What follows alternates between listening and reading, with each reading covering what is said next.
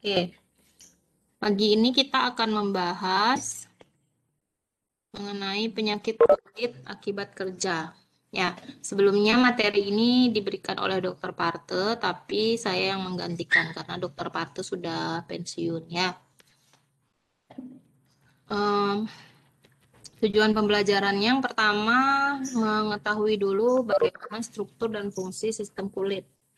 Kemudian menjelaskan mekanisme pertahanan tubuh sistem di area kulit, integumen itu kulit ya. Menjelaskan penyakit-penyakit pada kulit yang diakibatkan atau terkait dengan pekerjaan.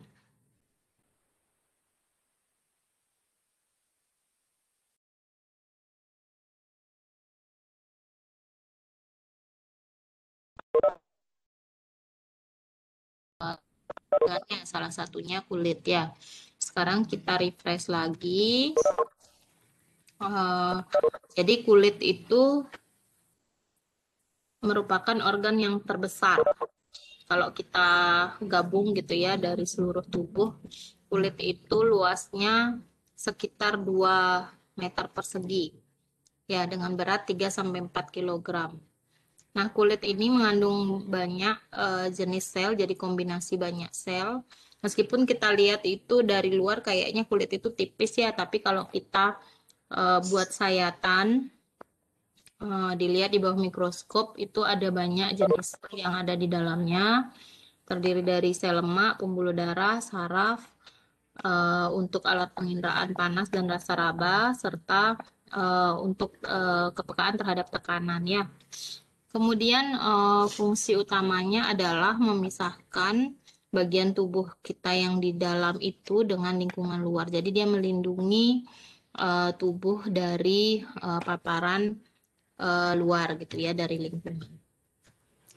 Terdiri dari 3 lapis, epidermis, dermis, dan subkutan. Nanti kita lihat dari luar.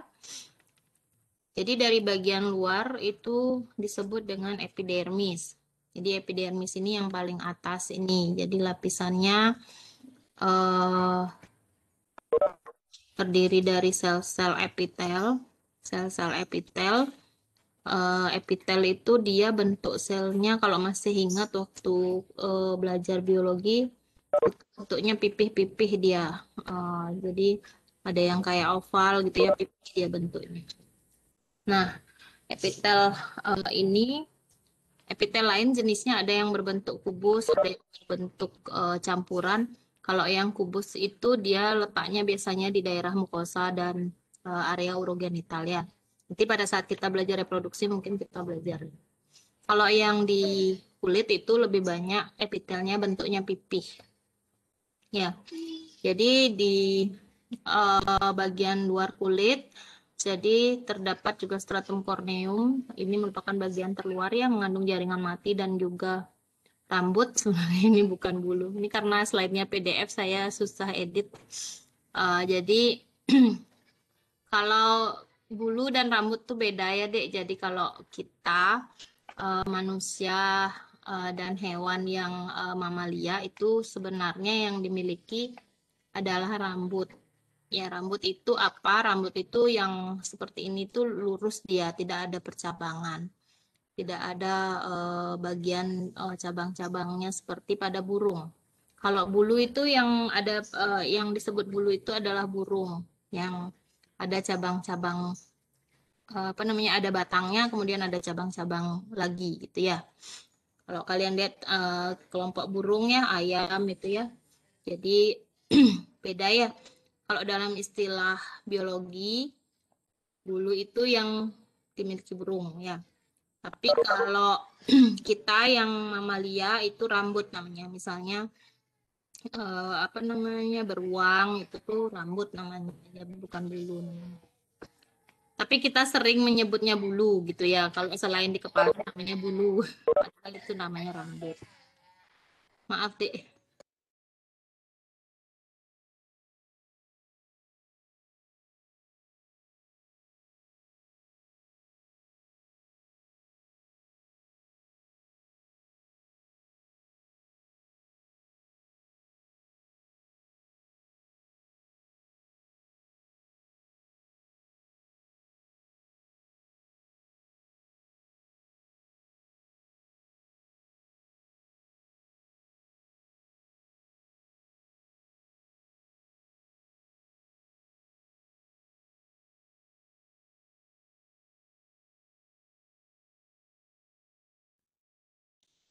Ya, sorry deh lagi. Anak saya pagi-pagi agak ribet. Jadi, bagaimana tadi rambut ya. Kemudian ada lapisan yang kulit mati atau sering disebut kulit-kulit apa namanya? Kulit ari gitu ya. Nah, itu lapisan yang sebenarnya lapisan yang epitel yang sudah mengalami regenerasi atau kering dan itu memang harus dikelupas biasanya ya. Harus dikelupas secara berkala ya, agar tidak menimbulkan sumbatan di kelenjar minyak maupun di keringat. Kemudian bagian epidermis ini berfungsi sebagai barier terluar. Dia bisa mencegah air masuk gitu ya dari luar, tapi tidak resisten terhadap bahan yang larut lemak. Jadi biasanya kalau ada zat-zat kimia yang bisa larut dalam lemak, dia bisa masuk ke dalam kulit. Sehingga itulah yang biasanya nanti menimbulkan iritasi ya. Kemudian bagian bawah itu terdapat banyak pembuluh darah. Bagian bawahnya ini kalau dia digambar dia terdapat banyak pembuluh darah. Nah, selanjutnya lapisan dermis itu di bawahnya epidermis. Jadi lapisan dermis ini cukup tebal ya. Jadi ini malah merupakan lapisan yang paling tebal. Di dalamnya itu terdapat jaringan ikat. Jaringan ikat itu ada yang disebut kolagen ya. Kolagen kalau kalian pernah dengar pas beli kosmetik ya. Kolagen itu jaringan ikat yang menjaga kulit itu kenyal gitu. Kulit itu kencang gitu ya. Kalau tidak ada kolagen itu kulit akan menjadi berkerut-kerut, tidak ada yang memegang gitu ya. Nah, jaringan ikat, kemudian ada sel-sel saraf juga di sana. Kemudian ada pembuluh atau kelenjar-kelenjar, pembuluh darah banyak di situ, arteri dan vena. Kemudian ada kelenjar, kelenjar keringat dan juga kelenjar minyak. Ini kelenjar keringat lebih besar ya. Kemudian kelenjar minyak. Jadi memang secara normal kita memang punya kelenjar minyak semua, cuman aktivitasnya belum itu sama antara satu orang dengan yang lain.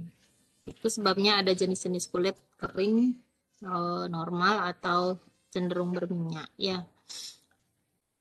Kemudian ada kelenjar ada folikel rambut ya.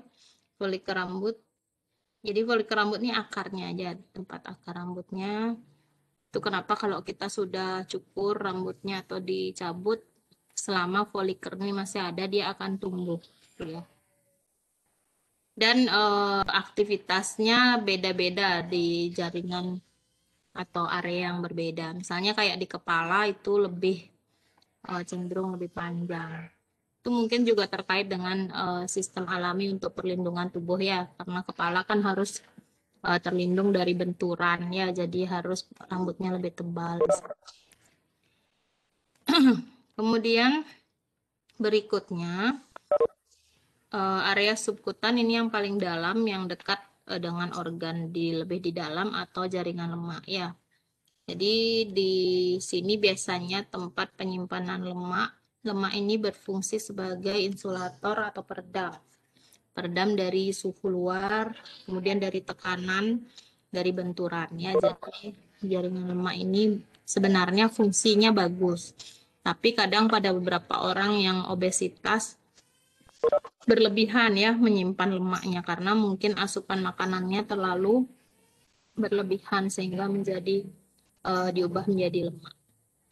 Dan ini pun beda-beda ya jumlahnya di wilayah di area-area tertentu. Jaringan subkutannya ini lebih tebal dibandingkan dengan bagian lain. Misalnya di tangan itu lebih tipis jaringan lemaknya dibandingkan di daerah uh, paha atau bokong karena mungkin fungsinya pada saat duduk menyangga gitu ya, lebih menyangga seluruh berat tubuh. Jadi uh, lemaknya lebih banyak di sana.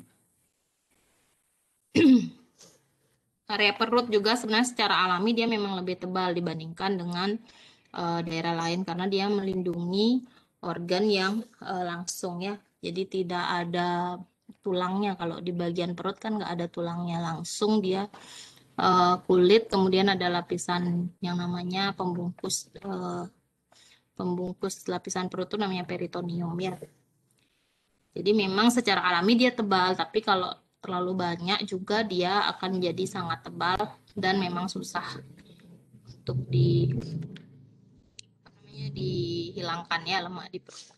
Kemudian dibandingkan sistem respirasi, kulit ini kontaknya langsung dengan lingkungannya. Jadi dia bisa melindungi dari faktor mekanik, kemudian fisik, kimia, biologis. Nah, misalnya yang mekanik itu akibat trauma atau gesekan. Kalau fisik, contohnya radiasi, suhu panas dan dingin. Kemudian bahan kimia, nanti kita akan bahas bahan kimia apa yang seringnya di industri. Kemudian bahan biologis, mikroorganisme, kuman atau insekta ya. Insekta ini gigitan serangga, misalnya nyamuk atau semut dan lain-lain. Nah, bagaimana mekanisme pertahanan di kulit? Ya, jadi kulit itu memiliki fleksibilitas dari permukaannya. Itu ada bagian minyak dan rambut. Ini juga berfungsi perlindungan dari paparan luar. Kemudian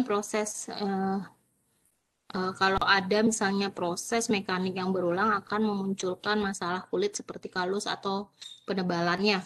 Jadi kalus itu kapalan, penebalan. Kalau kalian pernah melihat biasanya kapalan ini ada di daerah telapak ya, telapak kaki yang paling sering, atau di mata kaki, atau pada telapak tangan ya, di telapak tangan. Jadi kalau dia sering terkena tekanan, misalnya memakai sepatu yang kurang nyaman atau sempit gitu ya, kemudian memakai atau bekerja menggunakan alat-alat yang berat, biasanya di tangan itu ada kapalan ya. Kemudian suplai darah dan kelenjar keringat itu berfungsi untuk pertahanan terhadap panas. Jadi dia mengatur suhu tubuh dengan meningkatkan aliran darah ke kulit atau menurunkannya gitu. Dalam kondisi dingin biasanya aliran darah ke kulit itu akan meningkat ya, karena dia berfungsi menghangatkan. Tapi kalau misalnya kondisi panas, dia berusaha dikurangi, tapi kelenjar keringatnya yang lebih aktif untuk mengeluarkan panas tubuh, sehingga suhunya di dalam tubuh itu tetap normal. Nah, terhadap sinar radiasi, sebenarnya kulit itu sangat lemah ya, jadi kita punya namanya pigmen, sel-sel epitel itu menghasilkan pigmen.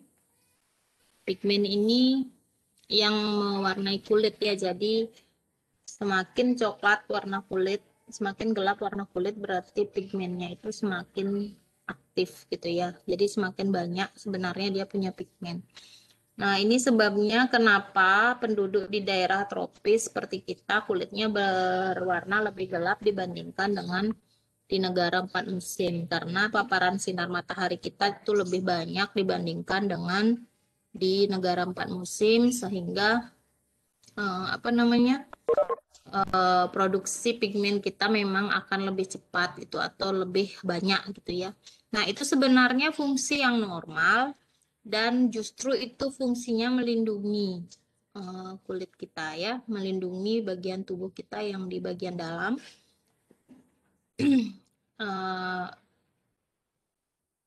Dia bersifat melindungi dan secara alami memang itu harus terjadi gitu. Kalau itu tidak terjadi, kulit kita bisa mengalami kanker ya, bisa rusak selnya ya. Nah, itu sebabnya kenapa kalau kita di daerah tropis, kalau kulitnya udah gelap ya jangan lagi minta biar putih gitu ya, terkelupas gitu. Dengan menggunakan produk dipaksakan biar putih gitu ya, ya nggak akan bisa, karena justru itu berbahaya, karena dengan mengelupaskan sel kulit sebelum waktunya itu akan membuat kulit malah menjadi cepat iritasi karena pigmennya belum siap, kemudian dia jadi merah-merah dan malah menjadi hitam setelah itu, kayak flek yang kebakar gitu ya. justru dia itu berbahaya ya, menjadi kanker kulit. Jadi ini sekalian juga saya sampaikan pesan sebagai ahli public health, kalian harus menjelaskan bahwa kita itu wajar ya kulitnya di daerah tropis itu gelap, yang penting adalah bersih gitu ya, jangan menggunakan produk-produk mengelupas kulit gitu ya. Nah, di bawahnya ada stratum permukaan minyak dan korneum. Ini minyak ini juga fungsinya sebenarnya tadi bagus, dia melindungi kulit dari kekeringan dan pecah-pecah. Jadi kalau memang kulitnya berminyak, sebenarnya bagusnya adalah dia akan jarang mengalami kulit yang pecah-pecah atau kering atau apa kayak sisik gitu ya. Tapi kalau kebanyakan minyaknya dan tidak rajin membersihkan wajah gitu ya, itu biasanya jadi jerawat. Ya, jerawat itu terjadi karena sumbatan kelenjar minyak. Jadi, kalau kulit berminyak minimal rajin membersihkan wajah dengan pembersih dan juga toner dengan pelembab yang cocok ya. Nah, apa saja yang sering untuk penyakit kulit akibat kerja? Ini kita harus ingat dulu per definisi penyakit kulit akibat kerja itu yang dimaksud adalah penyakit kulit yang muncul karena faktor pekerjaan. Jadi ada kaitannya dengan paparan di tempat kerja.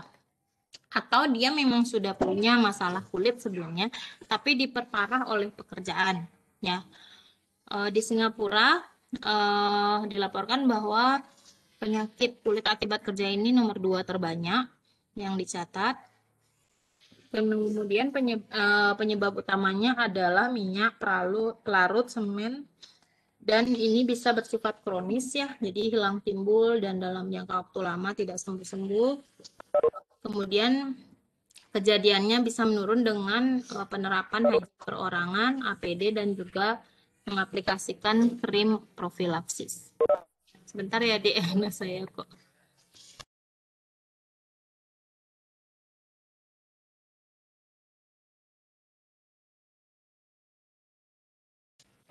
Ya, kita lanjut. Maaf, masih menengok. Nah, ini bisa bersifat kronis ya, tapi bisa dicegah dengan penggunaan APD. Ya, penyakit kulit akibat kerja ini juga dipengaruhi oleh faktor internal, yaitu ras, umur, jenis kelamin, ketebalan kulit, kemudian perilaku ya, personal hygiene, kemudian juga produksi keringat, dan adanya konsumsi obat-obatan, dan penggunaan mungkin krim-krim seperti yang saya katakan tadi. Kemudian ada pengaruh iklim dan juga musim. Gejala klinis untuk penyakit kulit akibat kerja tidak jauh berbeda dengan penyakit kulit lainnya. Tapi pada saat kita mewawancara pasien, biasanya kita tanya apakah itu terkait dengan bahan-bahan yang dia apa namanya atau gitu ya. Jadi biasanya kita pastikan areanya itu biasanya di bagian luar kalau yang akibat kerja ya, di daerah yang tidak tertutup oleh pakaian biasanya. Kemudian yang terbanyak ditemukan adalah dermatitis kontak. Dermatitis kontak ini gatal ya, gatal-gatal, kemerahan, dan disebabkan oleh zat-zat yang bersifat kimiawi yang bisa merusak kulit ya. Kemudian bisa yang lebih parah itu bisa sampai melepuh gitu ya, kemerahannya itu sampai parah dan menimbulkan peradangan yang berat, melepuh, dan juga kadang sampai ada apa namanya infeksi gitu ya. Dan kalau misalnya dalam jangka waktu lama tidak sembuh, dia bisa menimbulkan penebalan, kemudian mengalami perubahan pigmen di daerah yang sering mengalami dermatitis tersebut. Penyakit lain yang juga sering urtikaria kontak. Urtikaria ini kayak gatal bentol-bentol gitu ya. Kayak kalau kita kena ulet itu urtikaria namanya. Itu bisa beberapa orang mengalami, kemudian jerawat dan infeksi sekunder. Ya, jerawat ini sering pada pekerja yang berkaitan mungkin dengan pekerjaannya dengan debu, dengan paparan sinar matahari gitu ya. Kalau memang dia punya bakat jerawat biasanya dia sering muncul jerawat. Yang sering juga kita temukan kalau di sini itu pegawai bank ya, pegawai bank yang tugasnya di teller atau kasir-kasir yang dia harus menghitung uang. Kalau dulu kan kita nggak normal pakai masker ya, jadi kadang dia lupa mungkin memakai masker, tangannya mungkin habis nyentuh uang, nggak langsung cuci tangan dulu, tapi menyentuh area wajah ya dia akan sering mengalami jerawat. Ya, biasanya teller tuh yang banyak karena kalau dia laporan terakhir itu kan harus ngitung uang manual ya. Uang itu keras sekali karena berasal dari berbagai tangan gitu ya ininya. Kemudian penyakit yang lain yang juga sering dermatitis kontak itu paparan langsung di bahan kimia ya. Kemudian gejalanya mirip ya, eritema, gatal gitu. Ada kemerahan, penebalan kasar. Nah, ini yang sering misalnya di industri atau di tempat-tempat yang menggunakan sabun, deterjen ya. Mungkin di daerah, di tempat orang laundry atau pencuci piring gitu ya. Kemudian sering juga produk yang asam atau basah, terlalu basah ya. Kemudian produk minyak dan juga oksidan lainnya. Ada juga yang terkait tanaman dan materi hewan, misalnya ini pada petani atau yang bekerja di sektor pertanian ya, dan juga materi hewan. Ini biasanya bersifat fleksibel, jadi bisa diobati. Kalau segera diobati, biasanya bisa membaik seperti semula. Tapi kalau sudah terjadi infeksi, biasanya agak susah untuk kembali seperti semula ya. Penyakit kulit akibat kerja yang sering juga adalah dermatitis kontak alergi.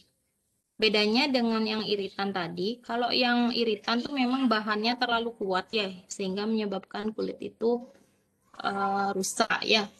Tapi kalau yang alergi ini mungkin bahannya itu tidak terlalu kuat sebenarnya, tapi memang orangnya punya sebuah apa punya kesensitifan gitu ya. Jadi dia sangat sensitif terhadap suatu zat tertentu. Contohnya saja kalau ada orang-orang yang uh, kena sinar matahari itu sedikit aja udah merah gitu ya. Sementara orang lain mungkin untuk kadar yang seperti itu tidak terlalu bereaksi gitu ya. Tapi ada orang-orang yang baru kena sinar matahari sedikit sudah mengalami sunburn itu biasanya itu sensitif disebut ya orangnya. Atau bahan kimia misalnya deterjen tertentu mungkin orang lain dia tidak alergi tapi dia alergi atau kadang sabun atau lotion ya. Jadi uh, ini lebih ke memang ada riwayat dari orang tersebut untuk mengalami alergi tapi diperparah oleh posisi pekerjaannya ya.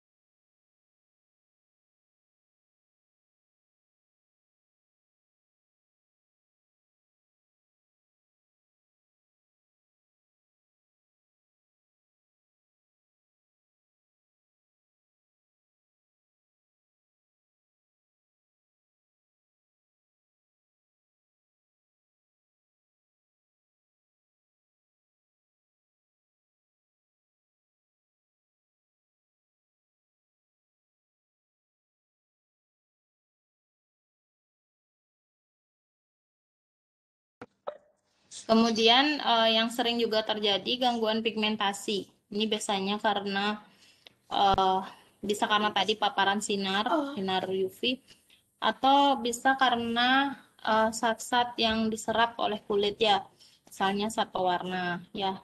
Ini di tempat yang tekstil biasanya atau garmen itu kadang banyak yang mengalami. Kemudian eh, logam-logam berat itu bisa juga mengalami apa namanya, gangguan pada kulit. Penggunaan tinta pada tato juga sering ya.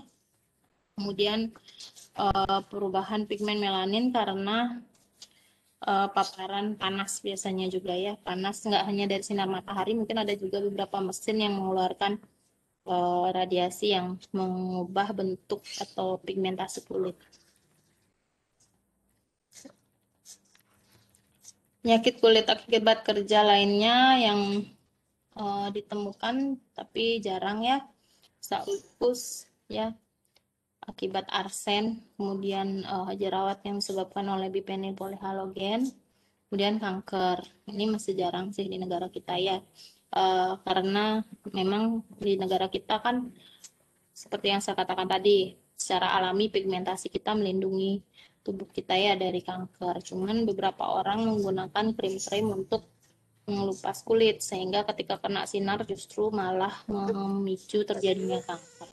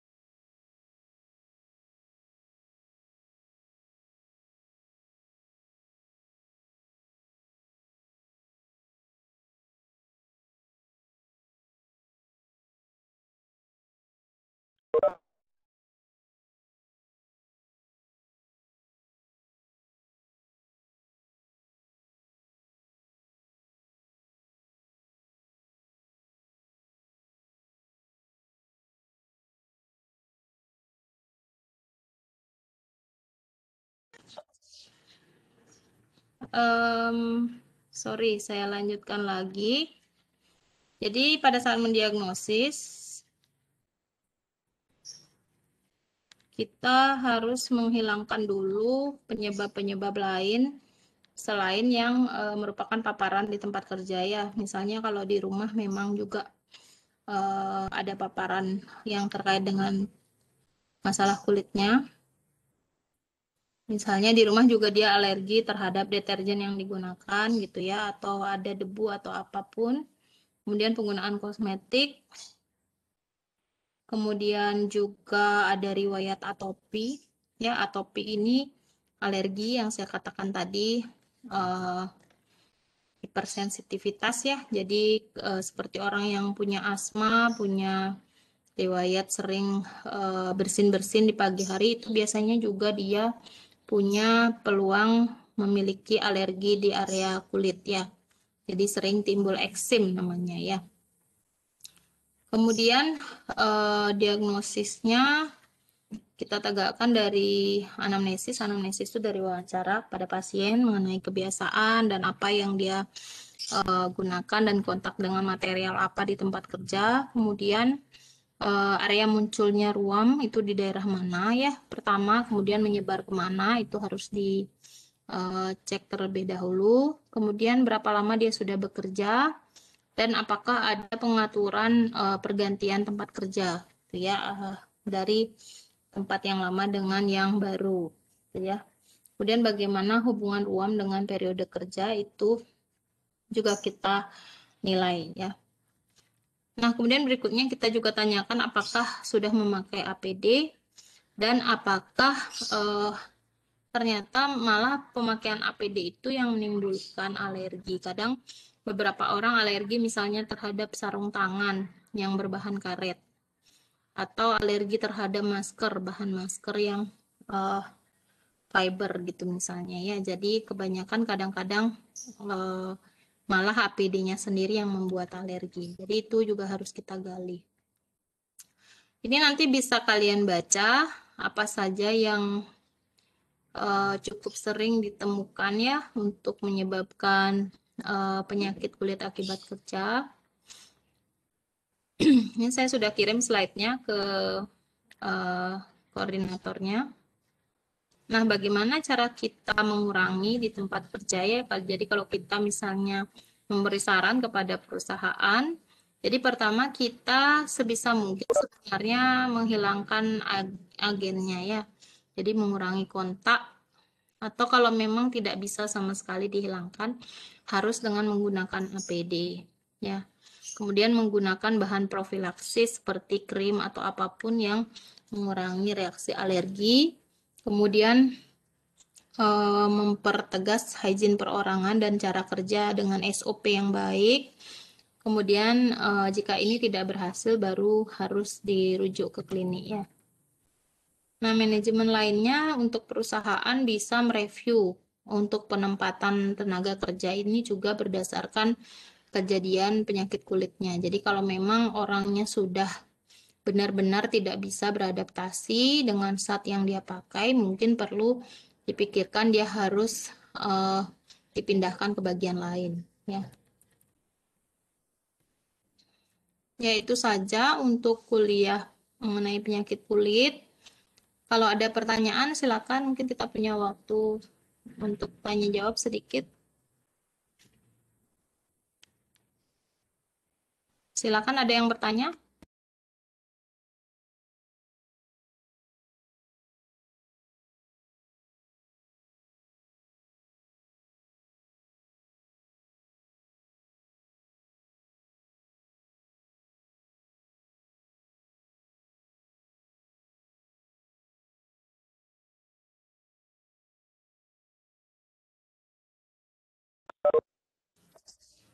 Silakan, ada pertanyaan?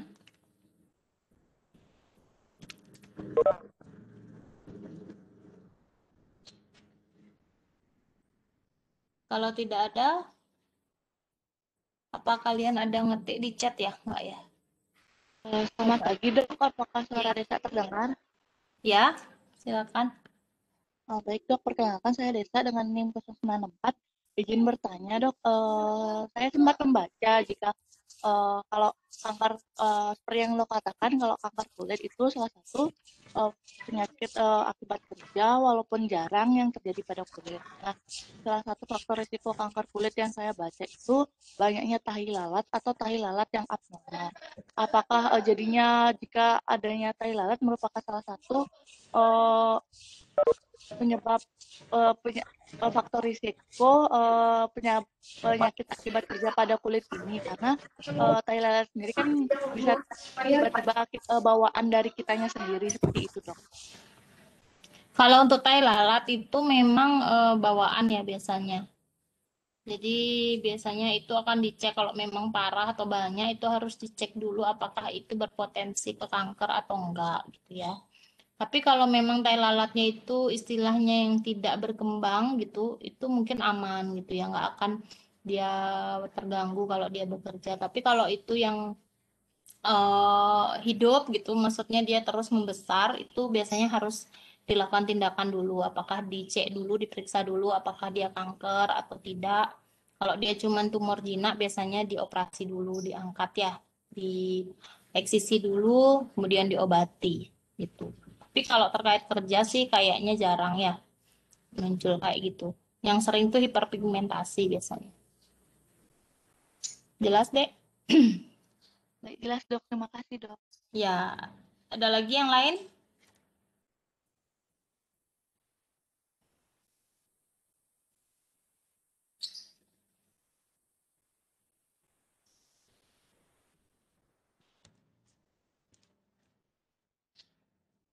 Ada lagi yang mau bertanya?